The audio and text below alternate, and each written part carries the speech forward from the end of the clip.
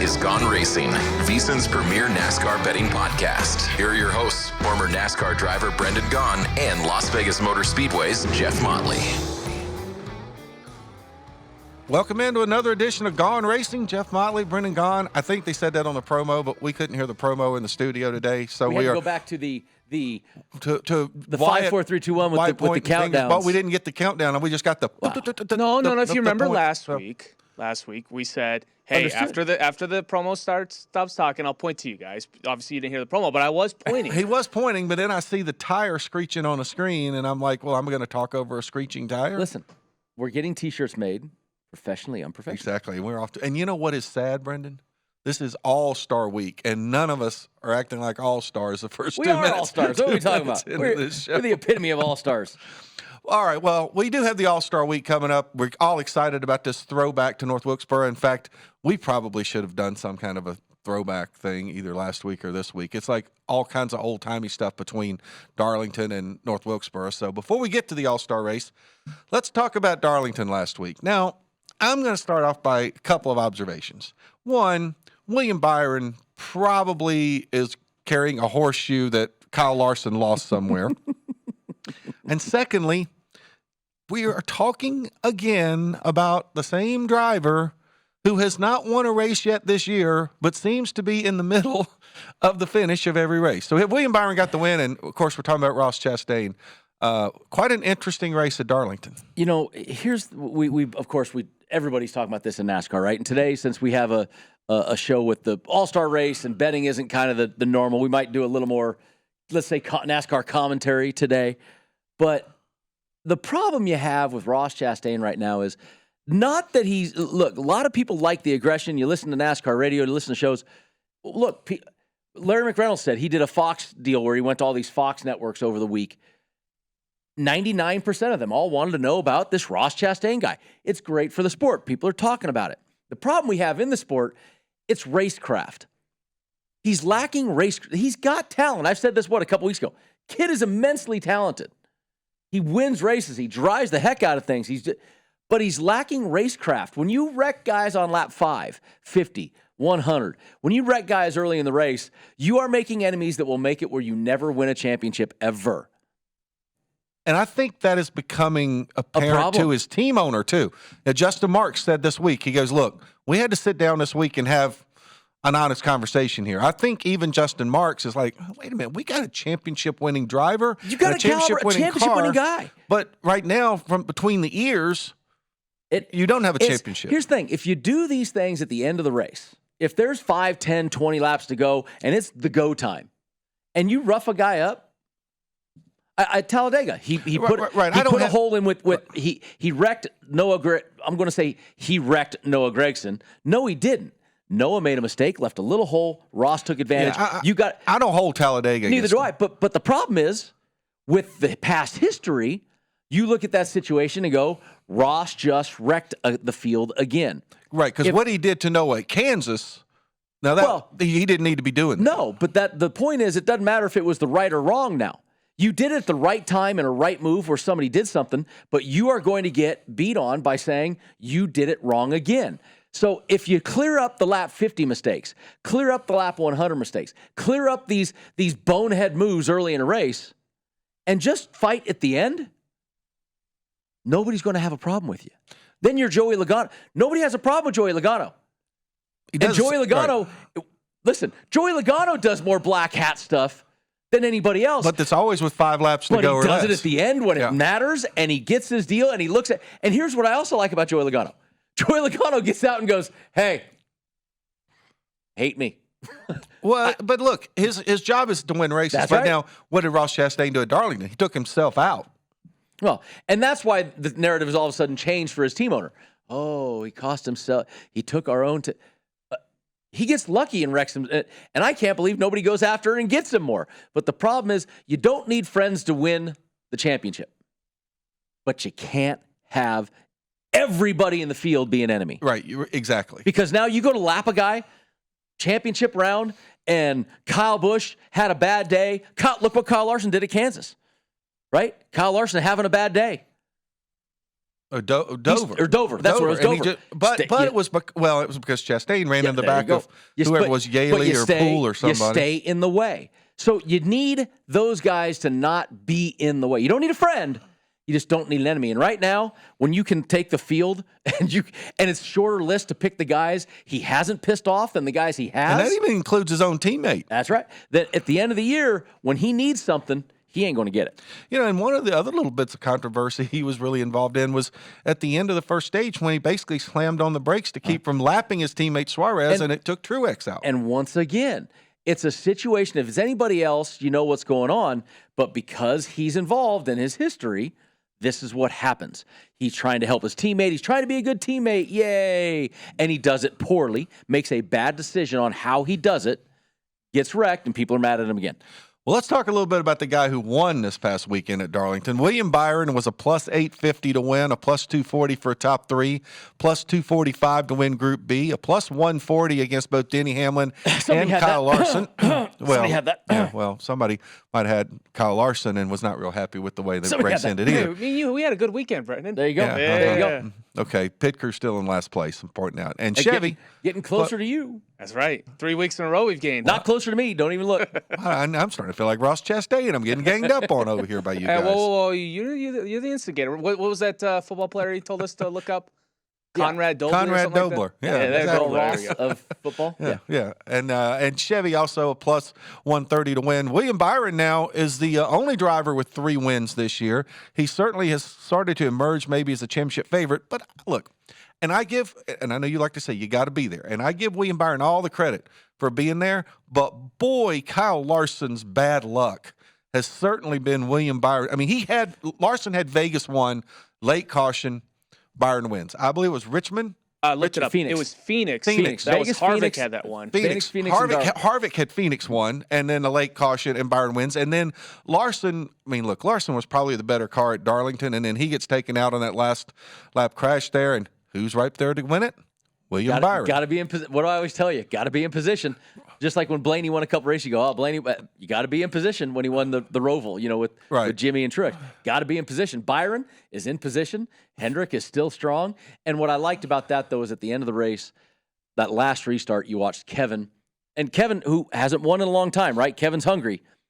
But he ran very clean. There's the difference between respectful and tough and hard-nosed. And Kevin and Byron ran each other respectfully. Well, you heard what Kevin even said on his radio to his crew when it was over. He goes, second place was better than trying to get first place and ended up 25th. Yes. So I think he had big picture. Speaking of Kevin Harvick, he was second. He was a plus 400 for a top 3. Chase Elliott came in third. Best run since he's come back from injury, plus 330. The guy finishes third in the race. I want to point out, it is the second time this month that I've had a guy to win his group, to place in the top 3, and I did not win my group. I just want to point that out again. Hey, sounds like you can do bad beat story all you want. I know somebody that did win. Although, now I want to talk up some other teams. No, there's some names here that are awesome. Now, the RFK team, Brad Keselowski comes in 4th. We got another top 10 with Chris Buescher. Bubba Wallace, another top 5. That's 2 with Kansas and at Look at Darlington. this name right here. And then how about this? Harrison Burton. Now, that car, that 21 car, now, granted, I'm old, but I will tell you, there was nothing greater than watching David Pearson wheel that 21 at Darlington, because he owned Darlington Raceway. Granted, he grew up down the road in Spartanburg there, but I think that's awesome to see the 21 car, Harrison Burton get a 6th. Justin Haley coming in there with an 8th. We talked about him last week. One week after I picked him to win a group, and he totally wet the bed, and then this week he goes and gets a top 10. I talked about him last week that Haley was, he had strong runs at Darlington, so great job to that one. That was another good one right there. He did. And Kyle Busch is 7th and Ryan Blaney in 9th. I don't necessarily know that either one of those are really big shocks to us. So now we'll take a look at how we've been doing this year with our 2023 race winners. We mentioned the fact that Byron, the only guy with 3 wins, Larson, the 2 Kyles, Larson and Busch, each have a couple of wins, and then Bell, Hamlin, Truex, Reddick, Logano, Stenhouse. We got 9 different winners, Brendan. William Byron really threw a big old wrench into your that's a wrench plan really? there. Hold on, wrench? Come on. You still look at the These names. Repeat winners, though. Look at the names that haven't won. Ross Chastain is 10th right there. Now, Ross Chastain is still your points leader, by the way. But he is 10th in playoff standings, hasn't won. Kevin Harvick, been running top fives again every week, hasn't won. Ryan Blaney hasn't won. RFK getting better, hasn't won. You got Alex Bowman now out of the cutoff, hasn't won. You got, there's some other guys down there. Chase Elliott hasn't won. There are a lot of guys here, and don't forget, we still have A.J. Allmendinger in all those road races.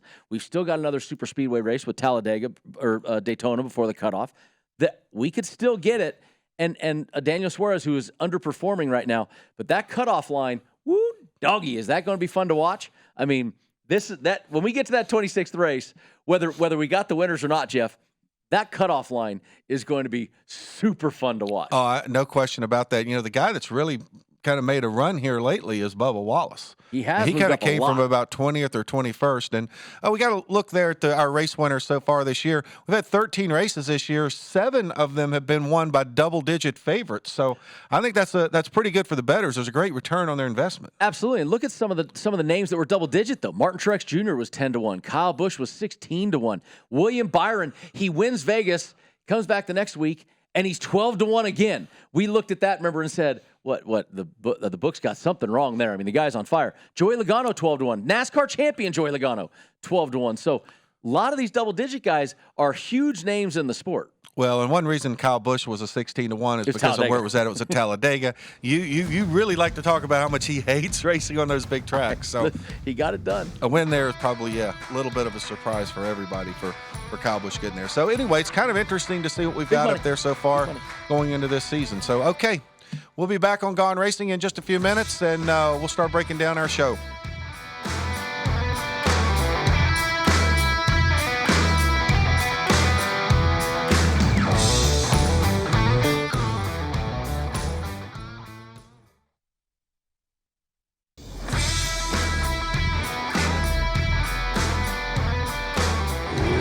This is Gone Racing, VSiN's premier NASCAR betting podcast. Here are your hosts, former NASCAR driver Brendan Gaughan and Las Vegas Motor Speedway's Jeff Motley.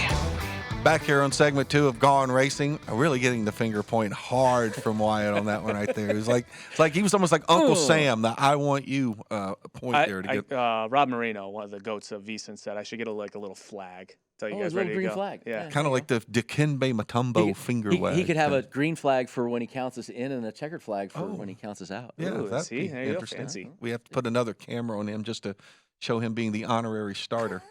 Okay, back here to segment 2 as we digress. And we were just talking about the double-digit winners. So last year before the All-Star break, we had 11 of our 13 winners were all double-digit odds. And remember, this is but the next gen. The next gen car is the big deal here. When the new car, which had me all screwed up last year betting-wise, but the next gen car, it's been a big deal for the sport. And all the way through the regular season last year, 26 races in the regular season, 21 double-digit winners. But I think part of that, too, was because even the odds makers really didn't know either because of the new car.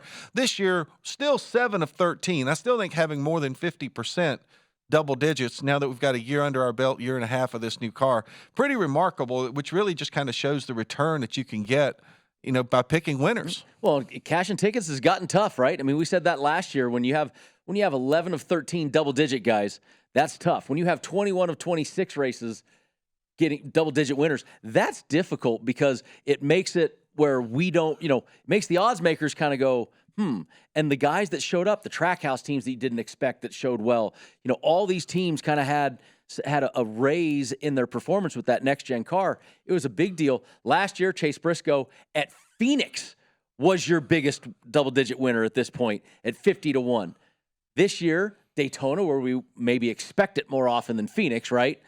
30-1 for Stenhouse. Which is really surprising that Stenhouse was actually 30-1 well, at Daytona. He's still, we talk about how good he is there, but still, how about Phoenix? That was such an amazing thing last year. Phoenix was a 50-1 shot to win the race. And that took us, remember last year, that knocked our socks off. That was Briscoe's first career win, and we really hadn't seen much out of the Stewart-Haas team for a couple of years other than, and Harvick got it running.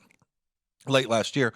All right, well, let's take a little bit of a mid-season recap, if you will. Probably the three biggest storylines we've got so far in the season. Obviously, the start that William Byron has is, he's got 3 wins already going in. The Hendrick Motorsports team, these guys seem to get hurt doing things other than running cup races. Obviously, Chase Elliott missed 6 races this year because of a snowboarding accident. Alex Bowman is still out. He's missed 3 total races now, and I believe he's going to be out this weekend as well for the All-Star race, which means that Josh Berry has to qualify through the Open. That is not a car. Yep. The NASCAR said that. Race. He, it has he's to be not, a the driver. car is not in. And why would you bring, if Alex is even remotely close to coming back, why would you bring him back for the All-Star race? Correct. Not the race to bring him back for anyway. The Hendrick Especially guys, knowing that the 2 races that are going to follow that, Gateway should not be as taxing on his body. Sonoma, it's a road course, yes, but it's not going to be he's not going to hit a wall hard if he has something go wrong. Correct. He's got runoff room and things like that. And then, of course, we started the show talking about our good old boy Ross Chastain. Reckless wrecking. Reckless Ross. I guess that's going to be his Ross. new Reckless Ross. I guess that's going to be his, or Wreckin' Ross, or Ross the Wrecker. I don't know. We can a lot of alliteration going on here. Wreck-It Ralph. Wreck-It Ross. And so Wreck everyone right, and leave. yes. Oh, so we got a picture here apparently. Is that Photoshop or is that real? That's Photoshop. that is definitely Photoshop because I don't believe Ross has got the ink on the right arm quite like that. Or he's that jacked. Good point. Whose body is That is the is this WWE Universal Heavyweight Champion of the world, Roman Reigns, who is also in the other Photoshop photo that we did. Oh, that's right. This year. The one that you guys used to show all the time when you were champions, not down 30 points. Well, I will tell you that if that photo was online and people really thought that was Ross Chastain, Noah Gregson would have never walked over to him after Kansas. I will give credit. I saw it on Twitter and I was like, we got to use this. That's a good one. I like it. Okay. All right, we're going to take a quick little glance at our season standings. We talked about them a little bit in our first segment, but guess who the points leader is, Brendan? It's Ross Chastain. It's Ross Chastain without a win, 429 points. And you know what might surprise some people is who's in second in points is Christopher Bell, 402. The guy's consistent every week. He's got 8 top 10s. When you watch the graphic on the podcast, this is the playoff standings. So when we show the season standings, we do it by playoff ranking, which is what NASCAR does. But when you look at the points total, that's why some of the fans complain that it's gotten too complicated because of this reason. But they still have a regular season points champion. And right now, Ross Chastain would be it. That's why we still have 2 different categories because they wanted to give, remember, a bonus to a guy that did the old school, was the best racer all season. And so far, Ross Chastain is your point leader. And that's, I guess, the confusing thing. We have the point standings and we have the standings. Yes. Because I don't want to bring out Christopher Bell. He's got more top 10s than anybody in the series right now. He's got eight top 10s. No, Byron's only got 7 top 10s. Oh, he's got 8, yeah. Christopher Bell's got 8 top 10s, more than anybody out here on the circuit. Now, the guy who is third in points is not even in the top 10 in the standings, and that's Kevin Harvick. Kevin Harvick's got 400 points, coming in just below Christopher Bell, but he's all the way down actually in 11th in the standings because he doesn't have a win. So you're right. That's where it can get a little bit dicey. It's confusing for people. It can be. Sure. All right, let's talk about our upcoming schedule we've got coming. We've got this weekend. We obviously have the All-Star race at North Wilkesboro. Don't forget to carpool if you're there. Oh, yeah. Parking could be a challenge there, to say the least. And then we got a couple of normal-sized racetracks. We got the longest race of the year, the Coca-Cola 600 in Charlotte. Then we head out to Gateway, a track that we like to say is very similar to Darlington in its layout, other than it doesn't have the banking. It's got one wide turn, one narrow turn. It's Phoenix, Darlington, got a lot of – it's a fun race course. Let's just say it's super fun to race at Gateway. Right. And then we have we go out to the road course out in Sonoma. In fact, I'm going to be at 2 of those races, Sonoma and Nashville. I'll be at both of those. So head out to the road course at Sonoma, and then Nashville. That'd be Nash Vegas. It's our 3rd trip back to the Nashville Super Speedway for the Cup Series now, I believe. I think last year was Vegas. the 2nd one. So that's our next 5 races we got coming up. But this weekend, we're really excited about going to North Wilkesboro. There's not been a Cup race there since 1996. I love the stats that Karina gave us for this one. Oh, let's see. Since Bill Clinton was president, the number 1 song was the Macarena. Really didn't need to bring that one up. Can you do the Macarena? I don't know if I'm proud or if I'm sad. Yeah, hopefully you're listening, not watching that one. Sorry, that was awful. And, of course, they took the graphic down to show it. That was not good. How about a young up-and-comer, the last winner at Rockingham? Jeff Gordon. I think that might have been his first at win. Rockingham. Well, you got your mind on Rockingham. All of a sudden. Didn't mean Rockingham. Sorry, I said North Wilkesboro. Oh, they're all old racetracks in North Carolina. They're all there. Okay. But I like her.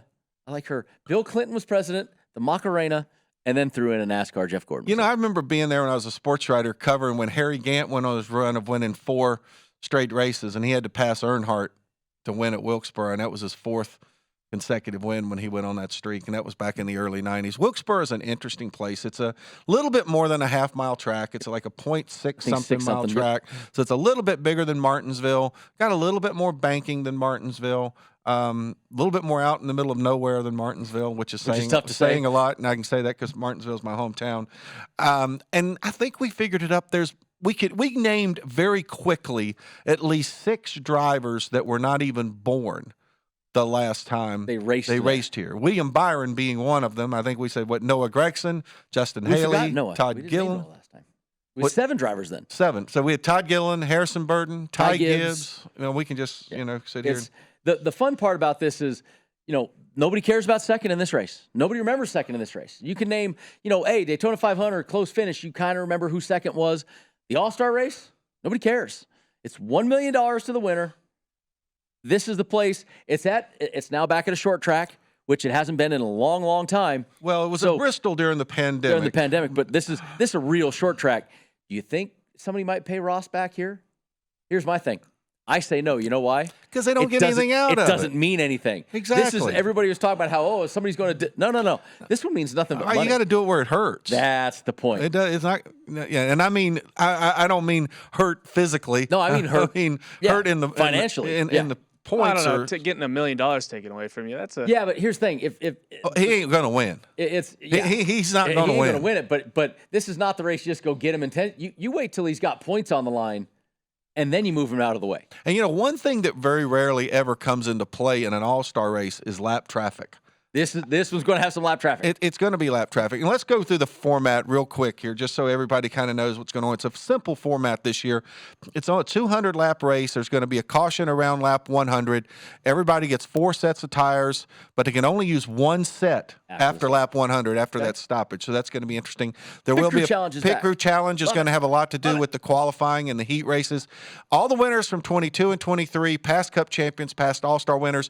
I think there's also going to be 4 other drivers in the race, 3 from the open and a fan vote that will go in. So we won't know who those guys are to the last minute. But it's a little simpler than some of those Stephen Hawking formulas we've had in the past. Way simpler than the last couple of years when we've had inverts and all this stuff to try to make this is short track. They don't need to play all the games.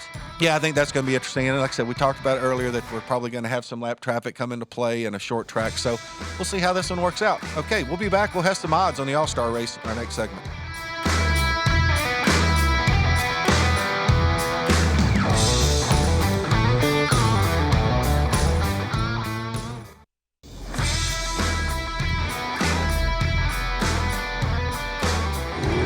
This is Gone Racing, VSiN's premier NASCAR betting podcast. Here are your hosts, former NASCAR driver Brendan Gaughan and Las Vegas Motor Speedway's Jeff Motley.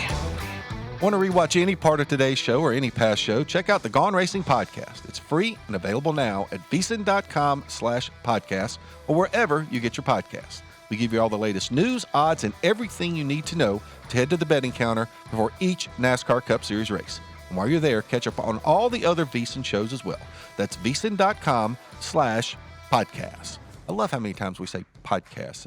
We're podcasters. Yeah. Okay. We're here in segment 3 talking about what I consider NASCAR's version of the Field of Dreams game. Baseball plays that game out in the Iowa cornfield. At least they did for a couple of years. And I think that's kind of what NASCAR is doing here by running the All-Star race in North Wilkesboro. I guess we could have probably just cut a dirt track out of a cornfield in western North Carolina and be kind of similar, right? They kind of did that with Wilkesboro because there's more grass going through it than anything about 6 months ago. But we do have odds, and even though this race does not count for points, this race does have odds on it, and if you do bet the All-Star race, that is your real money, so you really could win some money and, I guess, go the other way. So let's take a look at it. We got 4 guys in single digits. Kyle Larson's a favorite at plus 650. Kevin Harvick is a plus 750. Joey Logano and Christopher Bell plus 900. Martin Truex Jr., William Byron at 10-1, Denny Hamlin's 11, Ross Chastain is 12, Chase Elliott 14, Kyle Busch 16, Ryan Blaney 18, Tyler Reddick and Brad Keselowski at 25, Bubba Wallace and Chase Briscoe at 28, Chris Buescher, Daniel Suarez at 35, Austin Dillon at 45, Ricky Stenhouse Jr., Eric Jones, and Austin Cindric at 65. And those are the drivers who have qualified for the race. We've got a number of names you may not see. Noah Gragson, Josh Berry, who's probably going to be filling in for Alex Bowman, Ty Gibbs, some of those folks, they have not, AJ Allmendinger, they have not qualified for the race yet. They'll have to get in through the open. Yeah, that's remember when you're looking at this is just it's a short field. This is not a full field race. So you got to remember you're going to have some guys that we don't have like a second page because it's not the whole field. The rest of the field has to come in through the open, and we will get some drivers. So remember, you get the winners from the race from the open stages will get in, and then there's the fan vote. They'll have high odds. Really not even worth it because I don't think a fan vote I don't think anyone from the Open has ever won the All-Star race. That is not true. Really? Michael Waltrip. He won the All-Star race? Michael Waltrip got in through the Open and won the All-Star race. I do believe that is the What case at Charlotte. What about Ryan Newman? Did Ryan Newman? I'm not sure about Ryan Newman, but I'm pretty sure because I think Michael Waltrip's first win ever was the All-Star race, and it was funny. Race. That was that's right. And he got in through the Open because he had no other way to get in because he had never won a race. That is right. And Michael Waltrip did win it. That was his first. I'm sitting there trying to remember when he won it. No, it was his first win way back when. But it didn't count. Yes. Right. And that's the only way. So I do know Michael Waltrip came in through the Open. I don't know about Wyatt spouting some Ryan Newman, Earl Ross stuff back there. Maybe that's the case too. But I never remember Michael Waltrip. So Brendan, if you are betting this, and you clearly have no North Wilkesboro data points. If you want to try to look at another race, how somebody did somewhere, what would you look at? You looking at Martinsville? Are you looking at Phoenix? Are you looking at Richmond? No, what I'm doing is I'm looking at I'm just going short track in general, right? I'm just going to go look at what has happened at short tracks, and that's you can look at the Coliseum. The only problem is the Coliseum has brand new asphalt every year, right? Wilkesboro, I keep saying Rockingham. Wilkesboro does not have new asphalt. So you got to kind of hedge what you're going to look at. But certain things, it's still a racetrack, it's still a short track, and it's still this car. So just the fact we haven't raced on it just means there's not less data. So I'm going to look at guys like Joey Logano. Won the LA Coliseum race, looked really well there. I'm going to look at Martinsville and look how they did there. I'm going to look at Richmond to even look how they did there because there's some banking at Wilkesboro. So it's not like it's flat like Martinsville. So I'm going to take all those things, lump them together and say, okay, what do I got? To me... Are you going to use AI to figure this out? You could. But the guy I like on this right off the bat is, and you're going to laugh, Kevin Harvick. Why do I say Kevin Harvick? I don't know. How many guys have raced on old, wore-out racetracks? These young kids, William Byron, he never raced on an old, wore-out. He didn't even do late models. Well, let me tell you, William Byron looked pretty good on an old, worn-out racetrack last week. Absolutely. But I'm talking about an old, short track, wore-out. These guys that have Denny Hamlin raced all over in late models. Kevin Harvick raced at Monroe and Portland and these old school. But all right, I'm going to argue back with you on that. Okay, I like it. Kevin Harvick doesn't remember when he raced on those tracks. Like, you know who's been running a lot of late models? You know who has been racing a lot of those late model tracks is William Byron. He's been doing a lot of that over the last 3 or 4 years. He's been running these smaller tracks. I'm just telling you, Kevin Harvick has forgotten what it was like to race at Mesa Marin and Stockton 99 and some of these speedways. Don't forget. No. You don't forget. It's a different race car on the track, too. So. That I do believe in. But I like a Denny Hamlin. Denny Hamlin, 11-1. Denny Hamlin, he runs his own short track thing because he's the Denny Hamlin short track guy, right? Denny Hamlin, 11-1. Kevin Harvick, 750. Joey Logano, the guy that won most of the short track stuff and has been great at Martinsville and places like that, 900. I like those numbers. I like those guys that are a little older, a little more seasoned behind them. And a guy that you didn't mention who has shown great ability to run on these old, worn-out racetracks and short tracks, 16-1. Kyle Busch. Look at the way he's run at the Coliseum. Yep. And look, and if we want to talk about going back to the old days, we remember him racing out here at the Bull Ring, and there's never been anybody as good as Kyle Busch on that little 3/8 mile track over there. Nope. So I'm liking the old guys here. I'm William Byron, hottest thing in the track. I get it, but I'm I'm not on the William Byron pages right here. I'm on the Kevin Harvick, the Truex, the Denny Hamlin, the Kyle Busch. I'm looking at some of the older guys saying I think they got the advantage. And let's not forget that they can only take one set of tires after that midway break. Yep. So the guys that can manage their equipment better, I think those guys are going to have an advantage. And I do like Harvick. I like Kyle Busch, Denny Hamlin. The older guys do tend to manage their equipment a little bit better because they've learned. Okay, let's take a look at our top threes. Kyle Larson comes in as our favorite there on the top threes. He's a plus 175. Kevin Harvick is a plus 200. Joey Logano comes in at plus 225 along with Christopher Bell. Martin Truex Jr., William Byron at 250, Denny Hamlin and Ross Chastain 300, Chase Elliott 350, Kyle Busch 400, Ryan Blaney 500, Tyler Reddick, Brad Keselowski at 650, Bubba Wallace, Chase Briscoe plus 700, Chris Buescher, Daniel Suarez at 10-1, Austin Dillon is 14-1, Ricky Stenhouse Jr., Eric Jones, and Austin Cindric all at 18-1. Same thing. The only thing I'd add is there's great returns on top threes. I mean, a Kyle Busch 400, a Denny Hamlin 300 for a top three.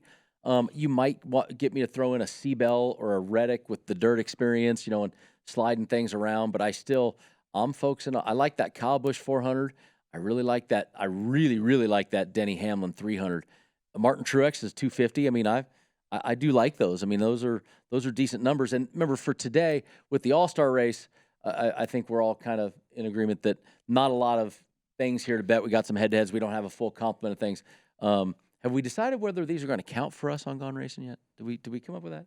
So last year we were like, no, it's not going to count. We'll do this for fun. And then everybody had a positive. So we're like, yeah, we'll count it. So we'll see. Hey, but last year we had group matchups. So it's our show. We can make the rules. So I say it doesn't count unless we do well. That's true. But all three of us have to do well. Exactly. See, that's the whole thing. If two of us do really well and somebody else is just horrible. That's 66%. I mean, we can vote you off the island. This is going to be a jury decision here. It means it's unanimous. 12-0? Well, at least 3-0. We have a 3-person jury. Got to be 3-0. And by the way, I figured out 3 guys have won or been in the Open and won the All-Star race. Newman, because it was in 2002 when they did the segment winners. Okay. And Kyle Larson in 2019. Okay. Oh, Larson did. I didn't know. There we go. There's our Larry McNugget for the Earl Ross. No. You like calling the Earl Ross Nugget. Nuggets. What? On this show, it's Earl Ross Nuggets. It's nice giving a little homage to our buddy Larry Mack, though. I don't mind to give loud, but Earl Ross on this show. Okay. All right. Do we want to start our driver head-to-heads? You want to get into the head-to-heads, Brendan? We got about, I don't know, we got a minute and a half to go. We'll start our head-to-heads. Why not? So let's take a look at our driver head-to-heads. And, we kind of put the whole group of them up there. Christopher Bell, plus 120 to Kyle Larson's minus 140. The biggest number we've got up there on the board. Tyler Reddick's also plus 115 to Joey Logano's minus 135. A lot of other numbers, even numbers, minus numbers. We do have Bell at plus 105 against Byron at minus 125. One that I'm going to circle is we've seen Brad Keselowski right now and that RFK team run really, really well. But the guy he's running against is running pretty well too. But that's where I was going. Is what's the best racetrack that Bubba's been on? There's one win in the Truck Series. Is Martinsville. He ran great at Martinsville this year. You got a minus 110, and remember how bad Brad Keselowski was last year and this year at the Coliseum. Didn't make the main either year. I like that minus 110 with Bubba Wallace. I can look at that and say, ooh, that's kind of a, look, we're struggling for bets here, but minus 110 against a minus 110, I like the Bubba Wallace bet. I can do that. I also like the Kyle Busch minus 110 versus Ryan Blaney. Yeah, and I think sometimes I look at those plus lines, and I'll be honest with you, Christopher Bell, I love the big number he's getting, the plus 120 there on Kyle Larson. I love the plus 105 on William Byron. Okay, we come back, we'll tell you how we did last week, and we'll give you our picks for the All-Star race.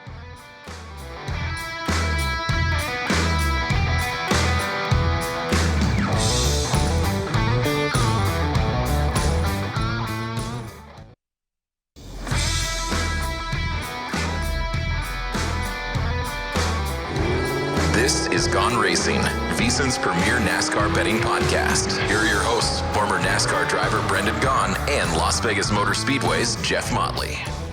Back to our final segment on Gone Racing All-Star Week. A little bit of a different show this week. We haven't had quite as many odds to talk about. We didn't have our favorites of the group matchups, but we are going to talk just a little bit about where we are for the season, the odds right now. We really haven't seen a lot of movement probably over the last few weeks because I don't think anybody's been surprised. Obviously, the guy whose numbers get smaller and smaller and smaller is William Byron. He's now down to a plus 700 where he opened the season at 12-1. We've seen guys like Chase Elliott's numbers have gone the other way. He's up at plus 800. He opened at plus 550. I think a lot of that probably has to do with all the races that he missed and the fact that he finally came back and looked pretty strong last week. But let's be honest with you, he got a third-place finish with probably a 7th or 8th place car because of a lot of fortunate things that happened in front of him. So nothing really jumps out at me right now in the season standings. There's three right there in a row that I just, you got to figure they're going to be in the playoffs and all that. Kyle Busch 11-1, Martin Truex 12-1, Joey Logano 12-1. 3 NASCAR champions, 3 perennial Final Four favorites and NASCAR champions. A couple of 2-time champions there. Kyle Busch, multiple-time champions. So, I mean, you got 11, 12, and 12, and they haven't moved much, as you see. The line hasn't gone much since the start of the season. They've been staying right there. But that's still a great odd for those 3, in my opinion. I think that those are still some value. And then Ross Chastain has dropped to 15-1. And I think that is because so much money has been moving towards the Chase Elliott's or maybe, some of these other guys that you're thinking. But Ross at 15-1, I don't think it's going to get much bigger than that. You want the truth. I mean, that's probably the biggest his odds are going to be, so might want to jump on that too. And I think that's the thing we have to point out here. This is the odds to win the championship. Your future. That's how you head. And even if Chastain wins a race, I don't know that I'm expecting to see his numbers change dramatically. Because to tell you the truth, I think a little bit of this number is reflective of the fact that I think people realize these other guys probably aren't going to let him win the championship. Well, that's the hard part is if he straightens his act up, even let's say he straightens his act up today at race 13. Does anybody have that short term of a memory? Will they forget by then? That's the hard part is, maybe by next season, maybe by the season after if he changes his deal. But I think that number, it's going to be tough for him to win it when like I said, having friends don't need friends, but you can't have that many enemies. So, but it's still 15-1 on a what I say is a championship caliber driver. Is a big number. Well, and as we make a segue, Ross Chastain really cost me last week. He didn't just cost Kyle Larson last week or cost Noah Gragson the week before, but he cost me last week too, because if he doesn't get in that crash with Kyle Larson, I win a few more of my bets, and you turkeys would have lost a few more of your bets. I'm more mad at Ryan Newman because Newman brought out the caution with 14 laps to go by just losing it.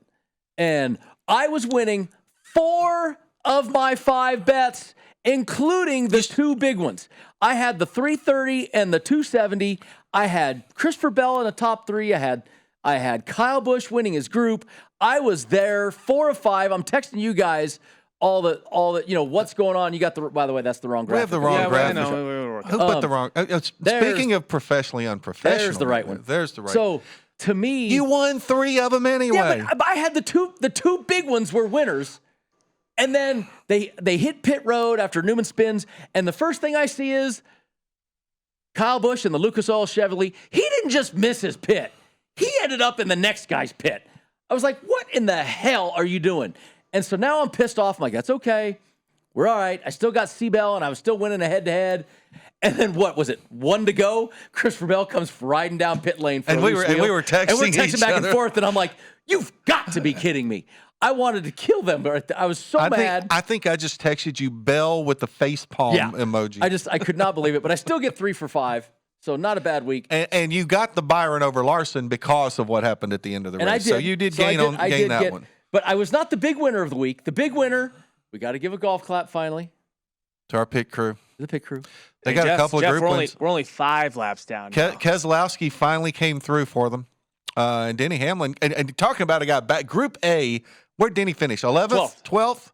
Group, because some of us had Kyle Larson in Group A who should have won the race. But so that last 5 laps, I think, what was it? Truex was in Group A. Yeah, well, the last 5 laps have cost you guys weeks and cost me. Well, the last 5 cost me again, but it didn't cost you guys. This is why you don't sit at the betting window with your ticket before the race is over, right? I mean, this is what's so great is we have all had tickets in hand, walking to the ticket window and gone, oh, you got to be kidding me. Do you know how ESPN does those bad beats with Scott Van Pelt? I'm telling you right now, he could get 5 of those out of a NASCAR race every single week. We've had some bad more ones. bad beats, I believe, this year in NASCAR. But who is the large leader in the pool? Yeah, this is like a North Wilkesboro race from 1962 when Richard Petty had like 7 laps on the field or something right now. So, all right, we got some picks to make this week. And, well, at least the pit crew is still in last, so we're going to let Wyatt make his picks first.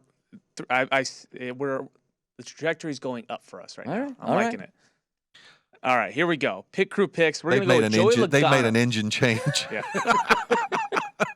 we fired the crew chief. We're on like our 5th crew chief right now.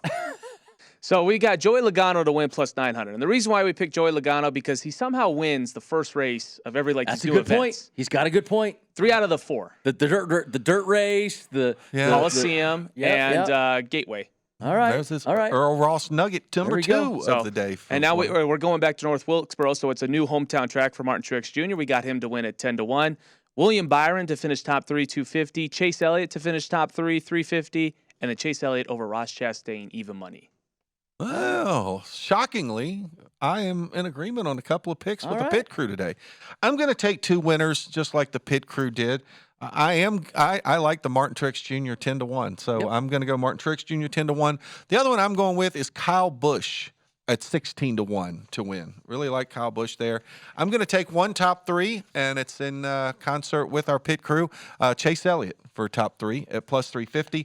My other 2 are going to be head-to-heads. I am all in on the Christopher Bell bandwagon. I'm going to take Bell at plus 120 over Kyle Larson, and also Bell at plus 105 over his buddy William Byron. All right. Well, so good news is I'm hoping I don't care if you guys win or lose because I got something all across the board on you guys. I'm doing just 3 top 3s. I don't need to hit a home run like you two. I don't need the big return on something. I just need to chip. Just keep chipping away. Hey, we just need you to be positive. That's all I got to keep doing. Yeah. So I am going to go 3 top 3s, and I'm going to put my money where my mouth is on 2 of them. Kyle Busch plus 400, Denny Hamlin plus 300. I mean, these are 2 perennial guys that do well on, this style place. They know how to get around these places. And then there's something about that C. Bell pick that I just like in the top 3. I think Christopher Bell plus 225. Looking at stats on the last 10, short tracks, and I like C. Bell there. Then I'm just doing 2 head-to-heads. I talked about it. Bubba Wallace minus 110 versus Brad Keselowski. RFK has been running great. RFK has made a whole new world. But when it comes to short tracks, Brad K, he's missed the Coliseum the last 2 years. Didn't run well at Martinsville this year. So I'm jumping on the Bubba Wallace bandwagon, and I'm going Kyle Busch versus Ryan Blaney. I just the 2 minus 110s look like I'm willing to give up the juice on that one. So those are my 5 today, Mr. Motley. And then the 3 of us will be texting at some point on Sunday night to decide if we're going to count them or not. Well, listen. But you know what? If you bet them and you put real money down here at the counter at the South Point, that's counting. When I look back at it legal for me. When I look back at it last year, I think the pit crew got plus 0.4. So we're like, all right, that's positive. We're counting for everybody. So hey, don't you think we should just decide right now if we're going to count them or not? No, because we're professionally unprofessional. I think we should wait. It's the All-Star race. You never know what's going to happen. Yeah, I know what's going to happen. I know exactly what's going to happen. Pit crew and I are going to finally come through. We're going to get that win from Martin Truex Jr., and you're going to lose 4 of your 5 bets, and you're going to have the veto. You guys said it's 3-0. It can't be 2-1. So. I agree with that. That's why I think we should. I think we should decide now. So I wish you guys the best of luck on all your picks this week. Well, thank you. So 1 week we're not rooting against each other, and we didn't give anybody the kiss of death this week. We didn't give anybody, we didn't put the Schlepplock crowd on. In fact, I think the only the dual picks are the pit crew, myself. We've got the Truex to win and Chase Elliott for top 3. All right, Brandon, we got about a minute left. Are you excited about the All-Star race being at North Wilkesboro? I'm excited about North Wilkesboro. I'm hoping for great things there. Our girl Jill is there. We're helping out with the SMI crew. Yep. I'm really hoping for a great show. Marcus Smith did it for the fans. All I'm going to keep saying is, fans, you wanted it. You better show up. Well, and I think what we saw from like the Cars Tour event that they had looked like it was pretty Kevin good. Kevin Harvick, by the way, in the best number in the round. Just saying. Best number in the round. Was he driving 62? Yes, he was. Wow. I thought they were. That's Keelan's number. I can't believe they haven't retired 62. That's a story for another show and another day. Well, the 62 got retired on a few occasions during the race, maybe. But, you know, that's the kind of way it is. All right. We'll be back next week. We'll break down the All-Star race and talk about the Coke 600.